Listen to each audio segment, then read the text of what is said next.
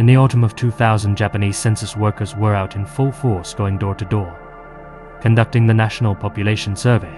One such census taker had been assigned to Kamido, a quiet residential district in East Tokyo. His route included the red Kamido Green Mansion, a fairly pricey complex favored by young professionals. For 3 days straight, from September 26th to the 28th, he visited room 604, but on each occasion, nobody answered the door. Nothing about those earlier attempts seemed unusual. The tenant was probably just at work. But when he returned on Friday the 29th, he noticed something that he hadn't before: a sour, almost chemical stench seeping from the unit's ventilation fan into the corridor. Suspicious, he contacted the building's manager, who arrived at 1:00 p.m. and tried the handle, and to his surprise, the door was already unlocked. The two men stepped into a silent apartment heavy with the smell of decay.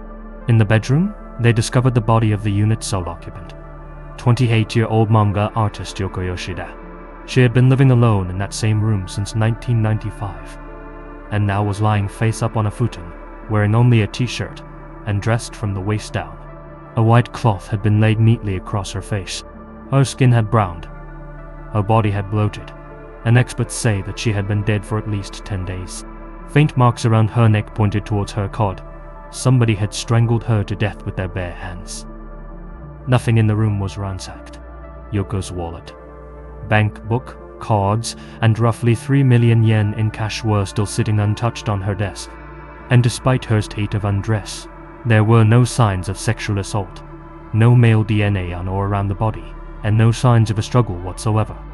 One curious detail unsettled detectives: a spare key, one which Yoko always kept inside the apartment, was found lying in the hallway outside her ward.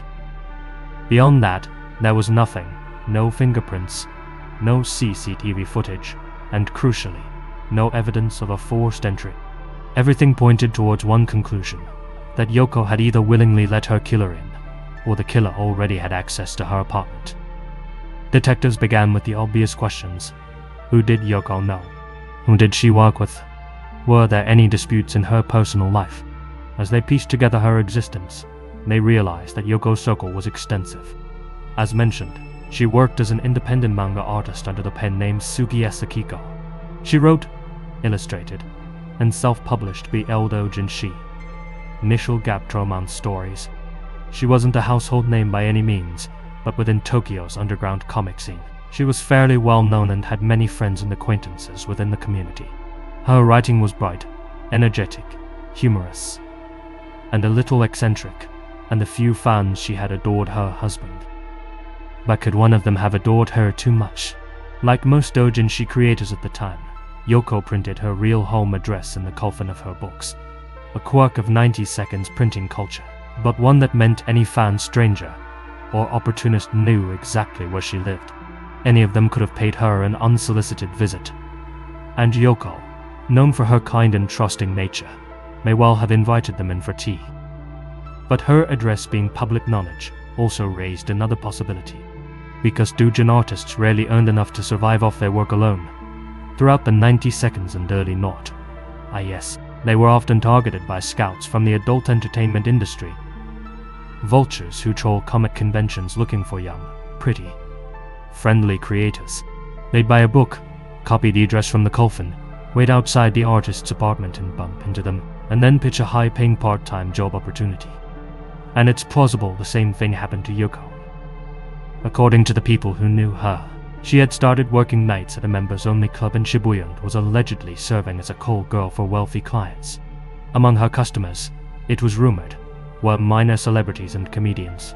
Police noted the expensive clothing, designer bags, and high-end jewelry found in her room, things she never wore and had no real interest in. Friends said that she preferred quirky, thrift hairstyles. Investigators suspected the luxury items were gifts from rich clients, and the 3 million yen in cash suggested payment. Reports claim that at her peak, Yoko earned between 30 to 50,000 yen per night, roughly $280 to $470 at the time. The demand had begun to fall as she got older, and she was reportedly preparing to quit her nighttime job and move back in with her parents. The question is, Could one of those clients have taken things too far before she did? Investigators interviewed Yoko's co-workers and her employer, but nothing concrete emerged. Some believe her workplace was simply protecting their powerful clients. Others say that the customers themselves quietly shut down the inquiry, and with no viable suspects, the investigation stalled. 4 years later, the case was thrust back into the spotlight thanks to a TV Asahi program called TV no Kikara, a long-running investigative show that often revisited cold cases and featured dramatic reenactments, psychic inputs, and public appeals. During this broadcast, a British man called Chris Robinson, known professionally as the Psychic Dreamer, was brought on to help solve Yoko's case. He claimed to have worked with Mi-5 and said that he could dream crime scenes in advance. He claimed that through his mind's eye, he had seen the killer leave Yoko's building, go to Junior Kamido Station, and board a blue streetcar. In fact, his vision was so clear that he even produced the sketch of the suspect, saying that he was between 25 to 35 years old, around 165 cm, all with a medium build, was South Asian, and had deep-set features. His desperate bid for attention resulted in dozens of callers getting in contact with the show, accusing various foreign residents of being the culprit. Among those callers was a man known simply as Mr. Who claimed to be Yoko's manager. He told producers that he possessed a letter written by Yoko shortly before her death, in which she described how she was being harassed by a foreign stalker. It sounded sensational, exactly the sort of twist that a TV special thrives on, and so the broadcasters invited Mr. on to share the letter. It read as follows: "I might be killed in 2 or 3 days. I have a feeling that I'm being watched. The person is a fan of my work and lives in my neighborhood. He writes strange notes to me every day, and he isn't Japanese, which scares me even more." Behind Days Back, the show had the letter analyzed by a specialist who stated with 100% certainty that the handwriting didn't match Yoko's. It did, however, match perfectly with Mr. A's.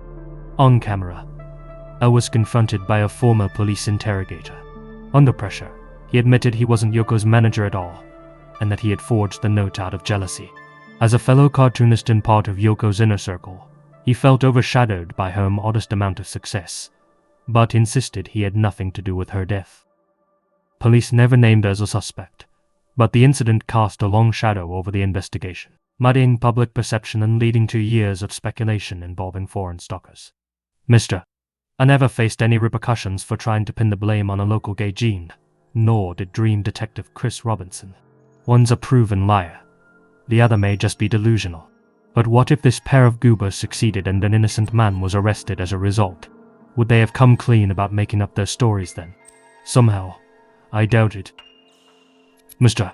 Hayes' admission that he and others envied Yoko did lead some to wonder whether a fellow artist could have been involved. The doujinshi community is said to be very insular, and Yoko's inner circle did reportedly close ranks when investigators and reporters came asking for information. However, they have since defended themselves, saying that they were only standoffish because the police openly looked down on their line of work and mocked them for being into, quote, weird stuff. No evidence ever came to light implicating any of them. One Japanese commentator who has dug deeply into this case has put forward a different idea, one that shifts the focus away from fans and clients and back inside the building itself. Over on his channel, YouTuber HimuROSUKE points to several small details that don't add up. The fact that the census worker visited Yoko's door repeatedly between the 26th and 28th without noticing any strong smell, yet on the 29th was suddenly hit by an overpowering stench leaking from the ventilation fan. The way Yoko's spare key was found in the 6th floor hallway only after police arrived, despite residents and the census worker coming and going for days. And the fact that there was no sign of a struggle within the apartment nor any unknown DNA on the bed, despite Yoko's lower body being left exposed. His reading is that Yoko may not have been killed in her own bedroom at all, but in another apartment inside the same complex, and that her body was moved back to room 600 for later using the key on her person. In this version, the killer was a fellow resident or an insider with private access, someone who knew Yoko was planning to move out soon and who panicked when the census worker came sniffing around. According to him, URO's theory, this imagined killer went back on the morning of the 29th, switched on the fan to force the smell into the corridor, left the door unsecured, and dropped her spare key in the hallway. A calculated bit of staging designed to push investigators towards a simple lover with a key scenario. It's only a theory and not one the police have endorsed, but it underlines just how many questions about Yoko's final hours still remain in the ways in which people are trying to make the loose pieces of this puzzle fit. 25 years later, the Tokyo Metropolitan Police still list Yoko Yoshida's murder as an active investigation. One of the many unsolved cases from the late 90 seconds and early 2000 seconds. That early 2000 seconds that slipped through the cracks. And unless new information surfaces, the truth behind what happened inside, or perhaps outside, room 604 may remain a mystery. This message is sponsored by Raken. Even though Halloween's over, I still spend a lot of time listening to true crime podcasts, creepy tales, and gothic music. So when I find gear that keeps me connected and aware of what's going on around me, that's a win. Which is why I'm such a big fan of Raken's bone conduction headphones. Instead of sitting in your ears, they use bone conduction to send sound through tiny vibrations in your bones. That way, your ears stay open. You can still hear traffic, people, everything that's going on around you, while your music and podcasts come through crystal clear. I've been using mine while writing scripts and going for night walks. And honestly, they've been great. They last ages too. 13 hours of battery, are fully waterproof and dustproof, and the fit doesn't slip. Black Friday is around the corner, and Raken audio products are up to 30% off site-wide. From everyday essentials to the latest releases, it's the perfect time to upgrade your sound or get ahead on gifting. These early deals won't last, so shop now before they're gone. Just click the link in the description or go to buy Raken. Masquerade BC to save on Raken audio products site-wide. Japan has long been cited as one of the safest countries in the world. Those who have visited have no doubt seen small children walking to and from school alone, people leaving their laptops and attended in cafes to use the bathroom, and commuters dozing off on crowded trains without having to clutch onto their bags. For many locals, danger feels distant, something that happens elsewhere. But that perception doesn't tell the whole story. While Japan's overall crime rate is indeed low, violence against women and girls remains a persistent and deeply underreported problem. The result is a society that appears safe on the surface, but which hides a darker undercurrent. One where predators exploit the trust and complacency defines everyday life in the nation.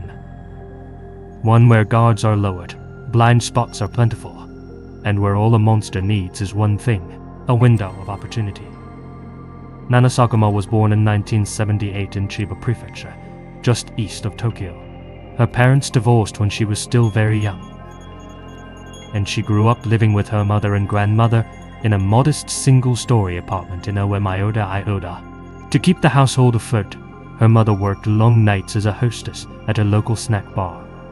And while she was away, Nana's elderly grandmother was lenient with rules, and that meant it wasn't unusual for Nana to stay up late or wander around the neighborhood after dark. Not that there was anything to worry about, of course. Oda was a tight-knit community, and most locals knew the bright, well-mannered Sakuma girl by name. In 1991, Nana began her first year at Omiya Junior High School and quickly formed a wide circle of friends. Having just turned 13, she was beginning to really develop her own personality, and teachers described her as remarkably confident, sociable, and full of energy. On October 26th of that year, just after midterm exams, Nana and 3 of her female classmates spent the day playing together. As the sun set, they still felt like they hadn't had enough fun, and so Nana suggested that they all go back to her apartment to hang out. Her mother was working a night shift and her grandmother wouldn't mind if she brought a few friends over.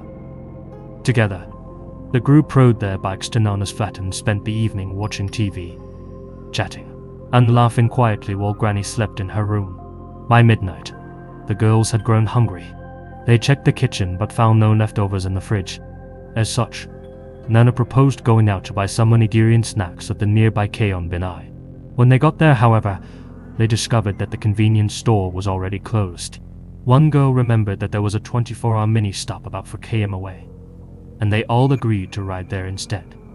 Half an hour later, they reached the convenience store, bought supplies, and started to cycle back to Nana's place. At around 1 am, while leading the way through a particularly darkened and lit stretch of Tabatacho, Nana turned her head to check on her friends. While doing so, she hit a large branch in the road, one which had likely been blown from a tree by a recent typhoon. It sent Nana tumbling from her bike. It wasn't a bad fall, and the other three stopped to help her up, and at that precise moment, a man appeared behind them. He was about 50, wearing a horizontally striped long-sleeve shirt, black trousers, and a black knitted cap. His face was round, his eyes long and sharp, his cheeks red. He stood near a billboard with his hands in his pockets and barked out, "What do you think you're doing?" His tone was so harsh that the 4 girls froze in fear. The man stepped closer, now beside the girls. He claimed to be a local youth guidance counselor and said that under Japanese regulations, it was illegal for minors to be out past 11 p.m. without a guardian. At the time, official counselors volunteered throughout the country to prevent juvenile delinquency and to promote the healthy growth of minors. Though most of these counselors were women, most worked in groups. Few worked past 9 p.m., and all of them wore badges and armbands and carried it. This man, on the other hand, showed no identification and immediately threatened to call the police, but added that he might change his mind if the group had a good excuse for being out. Frightened and ashamed, the girls lowered their heads and stayed silent. "You kids have been sniffing paint thinner, haven't you?" said the visibly angry man. Scowling, he told them that a representative had to come with him to a police box and explain everything.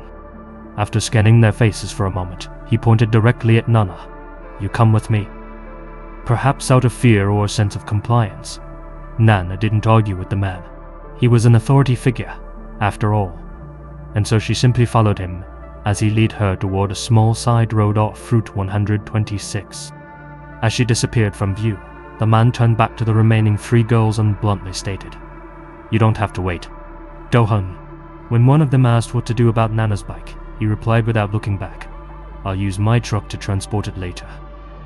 Taking the counselor at his word, the 3 girls rode back to Nana's apartment complex and waited for her outside. 30 minutes turned into an hour turned into an hour and a half, as they sat and deliberated. 2 boys that they knew from school passed by, and the girls, who were growing increasingly anxious, told them everything. The boys, who thought the whole situation sounded strange, advised them to tell Nana's family immediately. Since Nana had the only key to the apartment, they banged on the door until her grandmother woke up. Shaken, the grandmother called Nana's mother, who rushed home, and together they searched the entirety of the Walk Arbor district, including the narrow alley where Nana had last been seen. But terrifyingly, they found no trace of either the missing girl nor the stern man who had led her away. With nowhere left to turn, they called the police at 4 am, only to be told something chilling. There hadn't been any youth guidance counselors on duty along that entire route. The authorities scoured the local roads, knocked on doors, and released a sketch of the suspect based on the girl's description. In time, witnesses began to come forward. At 10:30 p.m. on the 26th, several hours before Nana went missing, a tipster had seen a suspicious-looking man who resembled the sketch wandering near the back of a driving school in Sakazuki-cho, about 1 km from where the teen was taken. 20 minutes after Nana was escorted away, at 1:20 am on the 27th, a truck driver reported seeing a girl with an adult at the Sakazuki intersection, roughly 260 meters from the abduction site. At 2:00 am, another witness claimed to have seen a girl and a man walking along Monorail Street, about 300 meters from Kaishiro Daikita Station. There are also unconfirmed reports of a man and a girl walking towards a residential area near that same station at that same time. Over 150 officers searched the 4-kilometer area around the abduction site, but no evidence connected to the crime was found. No ransom call was ever made, and no further leads presented themselves. The man's confident approach suggested that this may not have been his first rodeo, but investigators were unable to link Nana's disappearance to any other missing persons reports in the local area. Despite leaflets, sketches, and endless investigations, the case stagnated. Decades passed. The other girls grew up, had kids of their own, but Nana never came home. Her grandmother died within a year of her disappearance, reportedly from shock and guilt. Her mother moved away after their apartment was demolished in 2001. She still visits shrines, bowing and praying for her daughter's safe return, a prospect that feels more and more impossible with each passing year. To this day, discussion continues on internet forums. Some find it hard to believe that an opportunistic kidnapper just so happened to be in that precise spot. When Nana fell, his comment about putting her back in the back of his van suggested that he may have been following the group in a vehicle. But if so, none of the girls saw or heard him before he suddenly emerged from the darkness.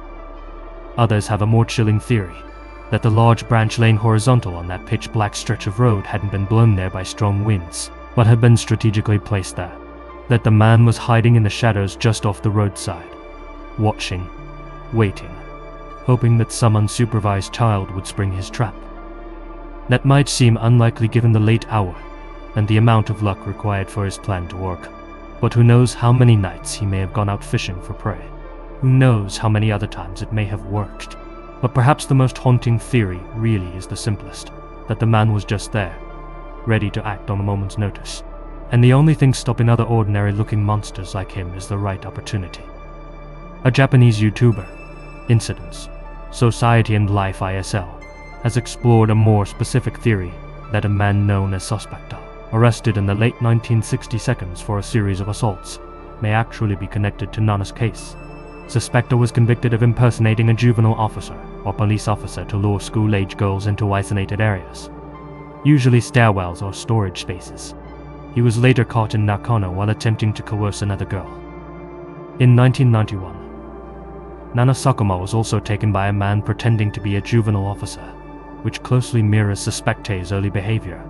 At the time of Nana's vanishing, Suspector would have been around 52 years old, which aligns with the witness reports.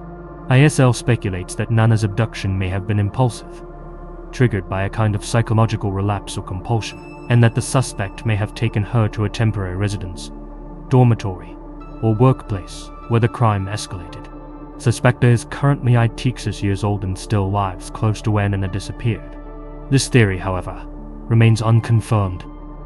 Years after the incident, rumors circulated that National Route 126 was used by North Korean agents throughout the 90s, raising the possibility that, like Megumi Yokota and others, Nana was abducted by foreign operatives and smuggled to the Hermit Kingdom. Again, no concrete evidence was ever found to support that theory, and given that the unsub had an authentically Japanese accent, it's more likely that the evil in this case was homegrown. To some, the only real question that remains is whether Nana was trafficked or buried. If the former, Nana Sakuma would be 47 years old today. If the latter, her remains have yet to be found.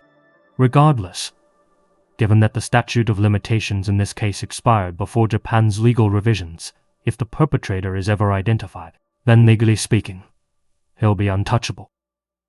Hirohito Shibuya, the seduction cult. Fortune tellers, mystics, spiritual advisors, there's no shortage of them in Japan. On any given day, you'll see their shops on busy streets offering palm readings or tarot card sessions for a couple of thousand yen. Most are harmless hustlers selling vague hope to the superstitious, but not all of them are playing games.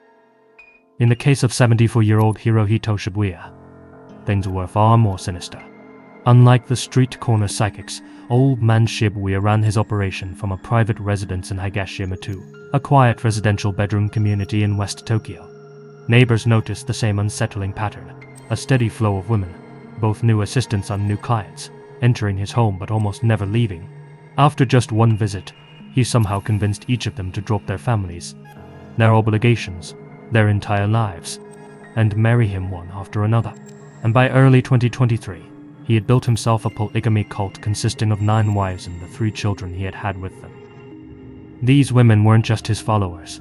No, they were obsessed with him, devoted even, and that devotion, frankly, made no sense to outsiders. Shibuya wasn't young. He wasn't charming in any conventional way, but what he lacked in looks, he made up for in manipulative charisma.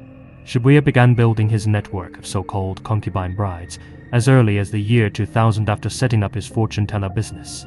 In his own words, he had discovered the power of a seduction spell in a dream, one which made him popular with women and young girls, a way to brainwash them and have them dote on his every whim, a way to turn them into his slaves. But what he called magic most would call psychological manipulation. Gradually, he lured women aged between 20 and 49 to his home by placing ads in the local paper for fortune-telling assistance. Of course, the type of person who applies for that type of role is going to be more susceptible to manipulation than the average person. From there, the pattern was almost always the same. Shibuya would isolate his target, plant the fear of supernatural harm, and present himself as the only person who could protect her. "A demonic soul is haunting you," he'd say. "Only I can save you from it." And due to a strange mix of fear, naivety, and delusion, many believed him wholeheartedly and chose to devote their lives to their savior, living with him and catering to his every desire. Once he had that woman under his control, he'd only allow them to leave his home unaccompanied to work and bring home money. On average, each wife was bringing home 80,000 yen per month, all of which went directly to their patriarch, Shibuya. Determined to increase both his bank balance and bride balance, the mystic then ordered each wife to recruit new members from their workplace. That those co-workers they brought home weren't always as gullible as the first wave of recruits. So, when psychological manipulation failed, Shibuya would resort to blackmail and intimidation. In 2006, for example, he'd been arrested and indicted after threatening a woman in her 22nd, forcing her to live with him and his other wives. In the words of prosecutors, scaring her into consenting to intercourse, which obviously isn't consent. But this is early 2000s Japan we're talking about. When the woman didn't fall for Shibuya's usual mind tricks, he instead told her, "If you don't do what I say, you'll be chopped up minced," and processed at a nearby factory. He also stated that if she ever tried to leave, she'd be, quote, ground up. At least some of Shibuya's wives helped to keep her imprisoned in the home. Thankfully, the woman was eventually able to escape and went straight to the authorities. Unfortunately, the media didn't take Shibuya's crimes seriously at the time, referring to him in headlines as harem man and treating his antics as more of a joke than anything serious or malicious.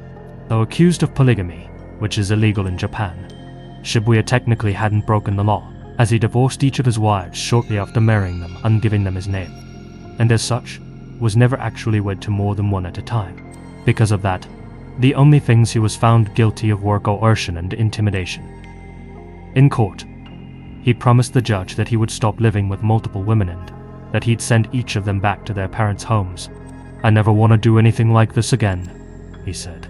Convinced, the judge gave him a 1 year and 6 month sentence, suspended for 4 years, meaning that Shibuya didn't have to spend a single day in prison. After the 2006 case, many parents arrived at Shibuya's home to pick up their brainwashed daughters. According to locals, they stood outside the house day and night for months, but their daughters never came out. Shibuya put up signs around the house saying keep out and installed around 10 security cameras for good measure. Surprisingly, that worked, and the parents simply gave up over time. Neighbors noted that those formerly blonde-haired girls in high heels and ultra miniskirts grew old in the house alongside Mr. Shibuya. As you can probably guess, he had carried on controlling his victims, not with chains, but with fear of curses of spirits, and later of alien abduction. In mid-2022, a teenage girl whose name hasn't been revealed was lured to Shibuya's home by his 43-year-old wife, Chiaki. Once inside, Shibuya emerged in a black hooded robe, cornered the young girl, and forced her to watch television footage of aliens on UFOs for around 6 hours in an attempt to make her believe in their existence. During that session, Shibuya reportedly told her, "You're going to die soon. You'll be abducted by aliens, skinned and eaten. They'll replace you with a copy of yourself. The only way to avoid such a terrible fate," he told the girl, was to allow him to have his way with her husband. Though the girl initially resisted, Shibuya gradually ground her down. After the crime, Shibuya tried to keep the adolescent quiet by telling her things like, "If you mention this to other people or the police, I won't be able to help you." He then told her to come back for additional alien resistance sessions, which went on for 2 months. In December, he tried to pull the same trick again on another teenager Chiaki brought home, telling this girl, "The bottom line is you'll die soon. You'll be taken away by aliens. To be saved, we must become a couple." In both instances, Chiaki assisted Shibuya in convincing the girls of the existence of extraterrestrials. Thankfully, The second girl spoke to her family about the situation, who in turn contacted the police. When officers finally knocked on Shibuya's door on February 7th, 2023, the old man resisted by spraying bear repellent through a crack in the door, injuring the faces of 6 policemen. Eventually, they forced an entry. It was then that the full extent of the group's cult-like lifestyle was revealed. Authorities arrested Shibuya and Chiaki on suspicion of constructive forcible intercourse. This time, the Japanese public were calling for a more serious sentence than what he had received decades prior. In court, Shibuya stated, "Do you want to know why I believe in aliens and UFOs? It's because I've met an alien before. I was told that there was a plan to reduce the world's population, and that Japanese women were being targeted. I was told that the only way to save them from aliens was to have relations with them." He denied the charges against him, saying, "I never forced anyone to do anything. I only told people what appeared in my dreams." The jury was unconvinced. Pending their sentence hearing, both Chiaki and Shibuya were allowed to return to their home and continue living with the rest of their family. However, in December 2024, Chiaki was discovered dead inside the residence. There isn't much information available online about how her life came to an end. Then, in January 2025, just one day before his sentence ruling, Shibuya's remaining wives found him dead inside the house. Authorities determined that he had ended his own existence. Hirohito Shibuya's sudden death closed the legal case against him, but left countless questions unanswered. How many wives did he control over the decades? How many still live with the trauma? And how could one man maintain such a powerful hold over so many victims for so long without intervention? While researching this case, I couldn't help but be reminded of Futoshi Matsunoga, the Japanese mind control killer, who I did a deep dive on some years ago. Thankfully, in Shibuya's case, he didn't use his victims to kill other people like Futoshi, but we all know where his type of perverse narcissism tends to lead in the end, so I'm glad his operation was exposed in time. Yukata-Kokua, the real-life Y-ender. Before she became a viral meme, Yukata-Kokua was, by all accounts, an ordinary young woman trying to find her place in Tokyo. Born in China, she moved to Japan when she was just 2 years old. From there, she grew up quietly in Hokkaido. The type of girl classmates described as shy but sweet, someone who preferred drawing anime and online communities to crowded social spaces. After finishing school, she moved to the capital to study design, but like many young newcomers, she struggled to find stability. According to the press, she eventually shifted into the nightlife industry, starting at a girls' bar before transitioning to full-time hostessing in Kabuki Chocho. What most people outside of Japan don't realize is just how circular that world really is. Hostesses spend their nights comforting lonely men, flattering them, listening to their problems. But then when their shift ends, many of them fall into the same emotional dependencies they see in their customers. In Shinwocha, it's an open secret. Many hostesses spend their entire earnings on hosts, the male counterpart to their own job. It's a sort of cycle of loneliness. The fantasy relationships they perform for their clients become the ones that they start craving for themselves. And according to her former co-workers, Yuka slipped into that same feedback loop almost immediately. In fact, that's how she met the man who had come to dominate her thoughts, a club fusion host known as Luna.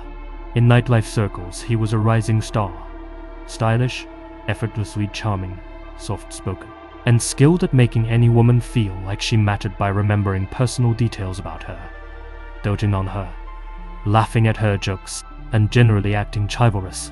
For most of his customers, it was a scripted fantasy they willingly bought into. For Yuka, though, it was the real deal, and thoughts of Luna consumed her mind. She admired him in a way fans admire an idol, intensely, and without the emotional boundaries that most adults develop.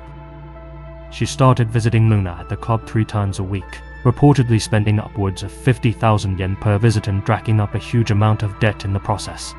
To keep up with her tri-weekly visits to the host club, she began working for a delivery health service, a common euphemism for an escort. She hated the work and never told Luna the truth, inventing a story about a sugar daddy who simply took her on trips in exchange for cash. Luna personally thanked her for going on those sugar daddy vacations. After all, the money she spent on him at the club helped to improve his host ranking. a publicly displayed score which directly correlated with his own earnings. And when it came to making money, Luna was extremely driven. Before becoming a host, he'd been living rough and had no other qualifications to fall back on. The young man had no intention of slipping down the scoreboard and losing his new high-paying job, and so he casually tossed around words like "I love you," which meant little to him but everything to Yuka. He even took her to love hotels after his shift to keep her loyal, just like he did with many of his other customers. Yuka always paid for the room. To cut out the middleman, Yuka leased a fifth-floor apartment near Luna's workplace, certain that they were destined to be together. She even told friends that she wanted to, quote, devote herself entirely to him. If Luna failed to answer one of her calls, if one of her messages went unread, if he refused to come over and see her, then she would threaten to jump off the rooftop. He had to be available always. He was her boyfriend after all. But he didn't see things that way. Luna undoubtedly cared about Yuka on some level, but at the end of the day, he was a host. His job depended on him, being available and flirtatious. Having a public girlfriend could destroy his sales. He always tried to calm Yuka down, telling her that he may quit in the autumn so that they could be together properly. He meant it hypothetically, but Yuka took it as a promise, as a certainty. Still, Luna continued to spend time with his other female clients, and that slowly ate away at Yuka. In a journal entry she wrote, "I want to be a tragic heroine. How is it possible for him to look at other women than me? I know killing him is for the best. If I kill him, it will be eternal and there will be no pain afterwards. I don't know anything other than him." By May 2019, the tension between the two had curdled. After having drinks with a female client on the 22nd, Luna stopped by Yuka's apartment to help her clean and to put up some curtains. Exhausted, he ran a bath, dozed off in the tub, and later collapsed into Yuka's bed. While he slept, Yuka took the opportunity to go through his phone and discovered photos of him sitting with another woman at the bar. The picture showed nothing remotely intimate. He was just doing what he always did at work. But, in Yuka's increasingly unstable mind, it was proof of an unforgivable betrayal. And so, at around 3:00 am on the 23rd, Yuka walked quietly into the kitchenette, took a fruit knife, and returned to the bedroom. She knelt beside Luna, watched him for a moment, and then plunged the blade into his abdomen with enough force to puncture internal organs. Luna, of course, woke up, at first feeling no pain whatsoever. He asked Yuka what she was doing. That's when she removed the blade, a medically disastrous thing to do, and as it scraped its way out, the agony finally hit Luna. He crawled into the hallway, leaving a trail of blood across the floorboards. He made his way out of the apartment and towards the elevator. Yuka followed him slowly, watching as he made his way into the lobby. She asked Luna whether he loved her. He responded, "Yes, just call an ambulance." "No," she replied. "Let's die together." A neighbor, hearing Luna's faint cries for help, called emergency services. When officers arrived, they found exactly the scene a bystander would later photograph. Yuka sitting beside the bleeding host, her shirt soaked with his blood, her expression flat and distant. She was on the phone with one of her friends, talking casually about other matters. That image exploded across Japanese Twitter, then the global internet. She was instantly labeled the real-life Wyander. In Japanese fiction, a Wyander is a type of character, one who starts off sweet and affectionate but later becomes possessive, delusional, and violent. And Yuka, with her blunt-cut bangs, delicate features, and chillingly calm demeanor, seemed to fit that archetype with unnerving precision. Wyander obsessors would later start a GoFundMe to bail her out and even raised around $3,000. Luna slipped into a coma for nearly a week. Doctors said he only had a 20% chance of survival, yet miraculously, he pulled through. He spent more than a month in hospital, unable at first to speak or walk.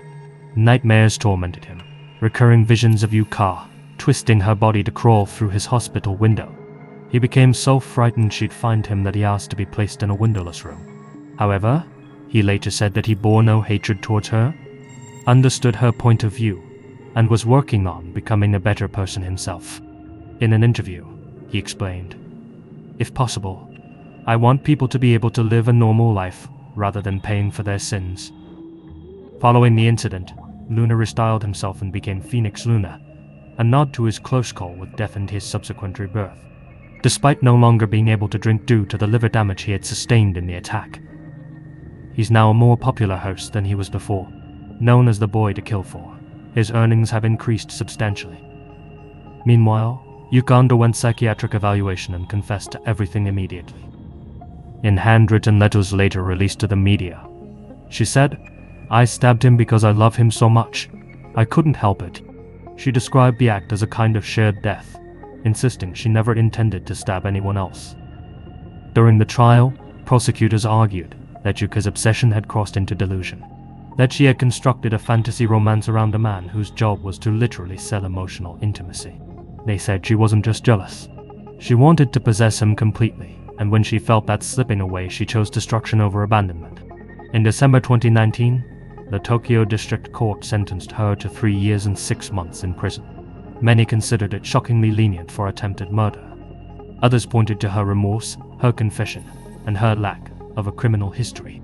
The media also reported that she reached a civil settlement with Luna, reportedly around 5 million yen or $40,000 at the time. She also sent him a direct apology letter in which she said sorry more than a dozen times, which clearly proved she was remorseful. The judge took that letter into account and I really hope it's not the actual reason for her short sentence. After the incident, Yuka became an online icon. Fans flooded social media with original artwork, cosplays, tribute videos, and memes, all dedicated to Y and to Chan. Yuka started appearing in Y and to fan edits, TIK2KS, profile pictures, and even became a symbol of the men hooray aesthetic. Her worshippers described her as the beautiful criminal, making them the male equivalent of those women who gushed over that one dude's mugshot back in the day. The more Yuka was condemned by mainstream society, the more her cult of personality grew with her husband. Even today, long after her release, she remains a popular figure online, with tens of thousands of followers across Instagram, YouTube, Twitter, and Twitch. To some, she's a cautionary tale about the host club ecosystem. To others, disturbingly, she's an icon. In reality, though, Yuka Tokokua is just a young woman whose loneliness spiraled into delusion, and whose obsession nearly cost a man his life. Japan is often listed among the safest countries in the world, a place where crime feels almost alien. But that sense of security can be deceiving because when violence does erupt in the land of the rising sun, it's rarely ordinary. In societies where homicides are rare, the few incidents that do occur often involve exceptional motives and exceptional brutality, the result of years of repression, isolation, or quiet desperation finally breaking loose. Today I'll be diving into a case that left Japan reeling, the Kaito family murders, retracing the timeline, plotting the layout of the area, and examining the leading theories in an attempt to shed some light on one of the nation's darkest mysteries. It was Tuesday, September 7th, 2004, and the typhoon warning had just been issued in Aichi Prefecture, central Japan. 8-year-old Shogo Kato and his classmates had been sent home early from elementary school. Not that any of them were complaining. Shogo in particular was excited about the time off. In just 2 days, it would be his 9th birthday, so this unexpected break felt like an early present. As he walked home through the quiet residential neighborhood of Katsuyokai in Toyoke City, he neared his 2-story detached home, which he shared with his mother Toshio, father Hiroto, elder siblings Yuki and Rina, and the family's latest addition, Shibai and Yujaki. The family had thought it wise to invest in a guard dog, and it was a good thing that they did. In recent months, a few unsettling occurrences had put the K2S on edge. Several suspicious men had been sighted roaming their quiet street. On top of that, somebody had broken into the family car, let the air out of Rina's bicycle tires, and in one chilling instance, while both parents were out of the house, tried to open the front door. Shogo had been home at the time and had yelled out to whoever was on the other side of the door to get away. And now, as he greeted his dog at the edge of the property, his eyes were drawn to a small piece of graffiti that had recently appeared, a strip of pink paint smeared vertically on the northeast corner of the wall surrounding the household. But the child's concerns were quickly replaced with happier thoughts of balloons and presents, and the cake that his mother had no doubt baked him, as she did every year. And so, He brushed off his worry and ran inside to check on the preparations. The storm arrived and passed without incident, and by the evening of September 8th, the skies were surprisingly clear. Few street lights lined Katsukaake, but a particularly bright moon meant visibility was good. Inside, No. 165, Toshio, Shogo, Yuki, and Rina spent the evening watching TV and finalizing the next day's birthday celebrations. The man of the house, Hiroto, was working overtime on a particularly time-consuming project in Nagoya. He was a municipal employee and often had to stay at the office late into the night. As such, he wasn't home when the nightmare unfolded. At around 9:00 p.m., Hiroto sent his wife Toshio a text telling her that he'd be working through the night so that he could take a day off for Shogo's birthday. At 11:00 p.m., he called Toshio and reminded her to keep a spare key out for him in the usual spot. Their conversation was brief and unremarkable, aside from the fact that it was the last time Hiroto would ever speak with his wife. At approximately 4:00 on September 9th, neighbors heard female screaming coming from the Kato residence. It sounded like Toshio. This was quickly followed by, quote, the sound of people running around. Less than 30 minutes later, at around 4:25 am, those same neighbors were again awoken by the smell of smoke. The Kato house was on fire. Hiroto's brother, who happened to live nearby, contacted Hiroto on his office line and told him to come home immediately, saying his home was ablaze and his loved ones were nowhere to be seen. Hiroto immediately began making the hour-long journey back from Nagoya. As soon as he arrived, he began rushing towards his smoke-filled house, desperately calling out for his family, but firefighters managed to hold him back. The fire was finally extinguished at sunrise, and it burned so fiercely that the steel columns of the home had bent. When it was safe to do so, investigators entered the building, which, in their words, was as hot as a sauna. Inside, they came upon a scene of pure carnage. Inspired by fellow YouTuber Rhetorica, who's made a well-researched deep dive into this mystery of his own, I've drawn up a floor plan of the property based on media descriptions, news broadcasts, and a .EB site reconstruction. The house consisted of 2 floors. On the first level were 3 main rooms, a kitchen area accessible through this east side door, a traditional Japanese-style room, and a Western-style living space. In that living room, responders discovered the body of the youngest son, Shogo, in their words, in a half-cremated state, smoldering and unrecognizable. As detectives would later learn, he had been struck once in the head with a blunt metal object, and his cause of death was determined to be cerebral contusion. It soon became clear that this hadn't been an accidental house fire, as everyone expected. The boy had been callously murdered on his 9th birthday in Setolite, but he was far from the only victim. On the second floor, they found his older brother, Yuki.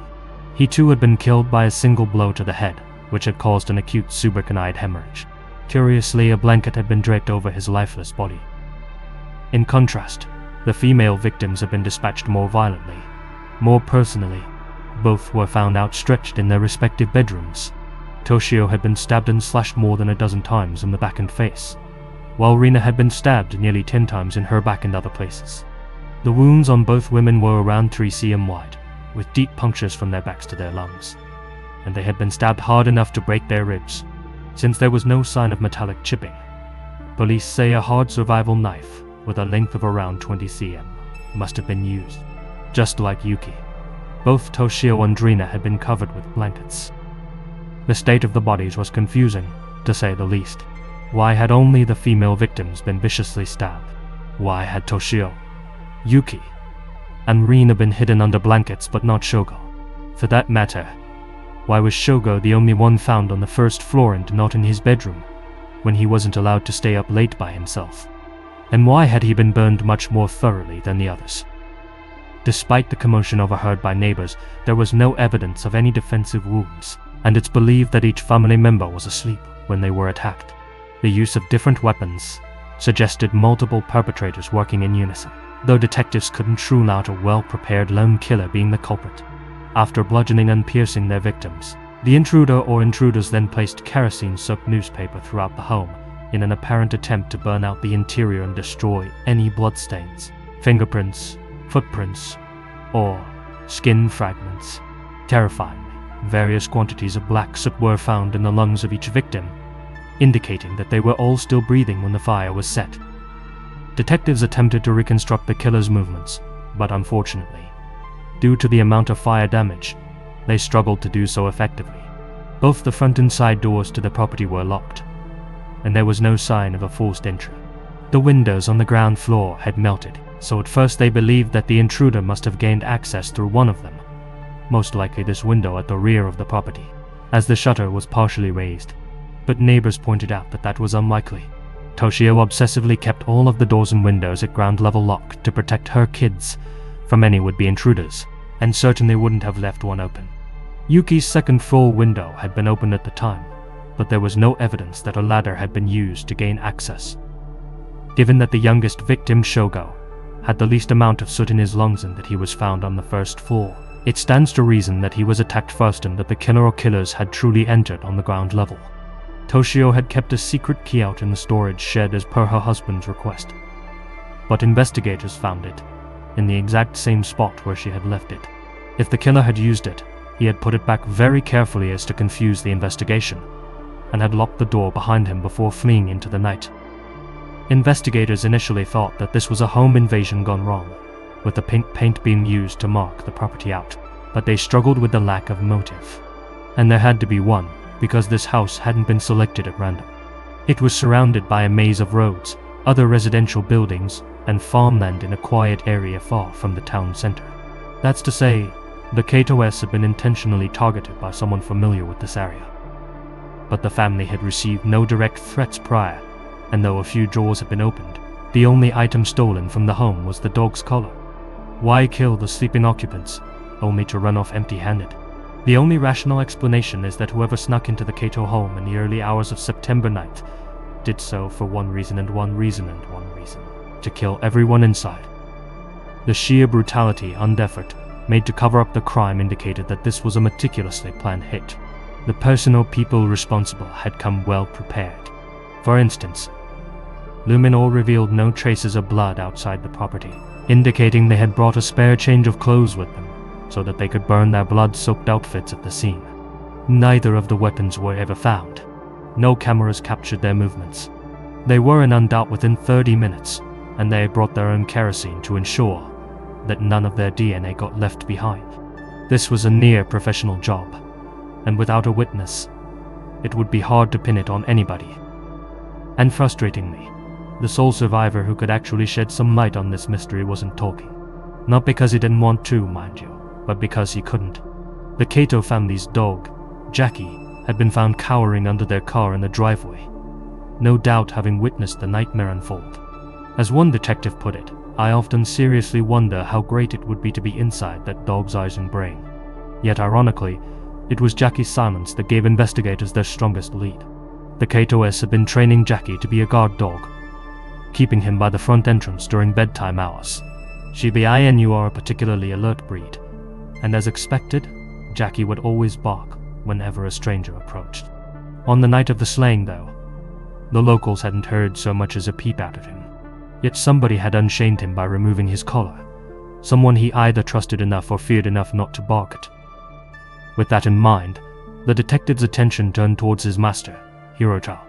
Hiroto Kato had always been regarded as a caring family man and doting father, but when investigators began digging into him, they discovered that he had actually been living a double life. Though it's true Hiroto often arrived home late from work, it wasn't always because of overtime.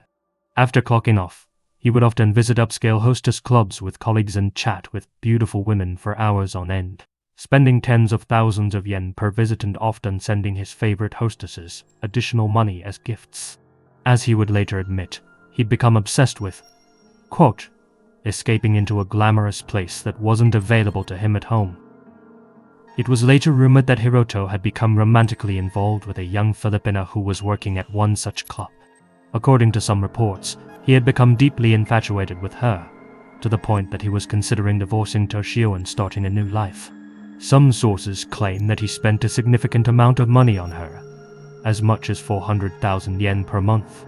Whether or not this woman reciprocated his feelings is unclear, as many hostesses engage in papagatsu, in English, gold-digging behavior. As I mentioned in my iSettle coverage, many of these hostesses enter into relationships with customers for monetary gain. But it was clear to investigators that on Hiroto's end, at least, the emotional investment was real. The strain this placed on his marriage was significant. Toshio had allegedly confided in a friend about Hiroto's coldness and absence. Some even claimed that she suspected the affair because Hiroto never seemed to have any money anymore. Hiroto's relationship with his children, and especially the older two, had reportedly grown distant too. But was there actually any evidence that he was behind the family side?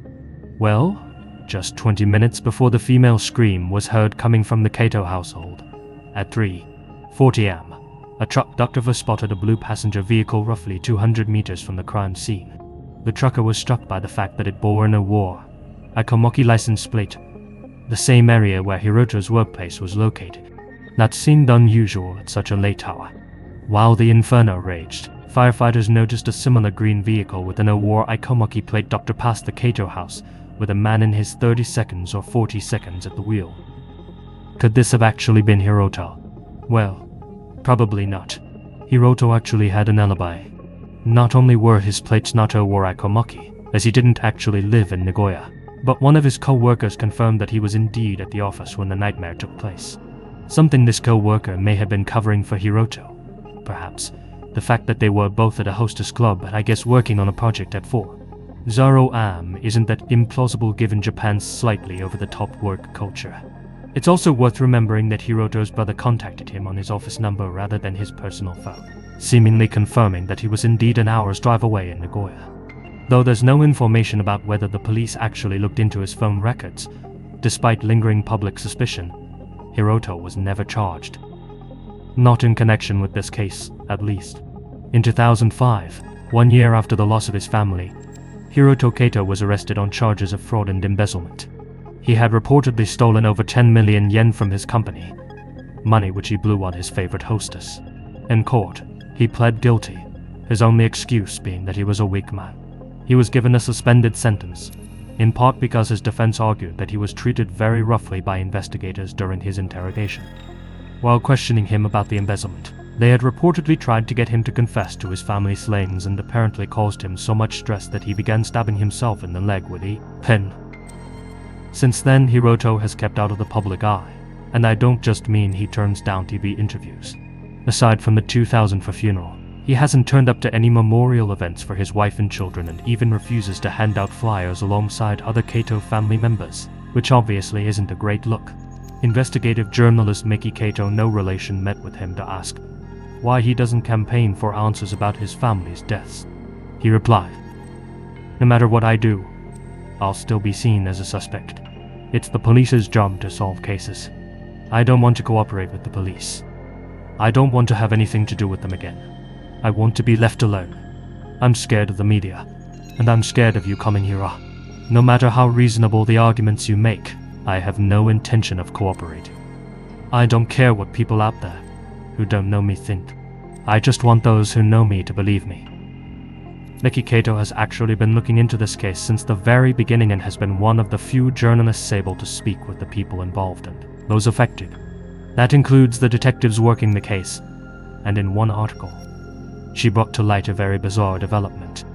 About 2 years after the incident, a man referred to as T, who was being interrogated at Oichi Police Headquarters in connection with a different case, suddenly claimed, "I know who the perpetrators of the Toyo case are." T accurately picked out photos of both Toshio and her husband's mistress, even though he had no known connection to either of them, selecting them from among a large set of women's photographs. He named 4 or 5 individuals as the perpetrators, including Yakuza members and foreign nationals. He claimed they had duplicate key to the Kato house and said that he had gone with them there beforehand to check whether the key fit. He also reportedly drew an accurate sketch of the surrounding layout.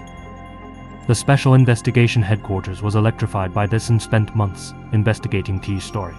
However, over time, that story began to change, with T appearing to tailor his statements to match what he thought investigators wanted to hear. In the end, his testimony was ruled unreliable and thrown out. Detectives who supported the theory of a lone perpetrator dismissed his claims entirely. But Miki believes there may be some truth in T's story. As she wrote in a 2024 article, one former detective from the 1st Investigation Division said to me, "I believe there was a reason this crime happened on September 9th. I can't say more than that." Then he warned me, "Don't get carried away and dig too deep. You might get yourself killed." And with that, he hung up. Why did it have to be on the 9th? What was the significance of that date? Mickey's retelling of T's story has since reignited public interest in the case.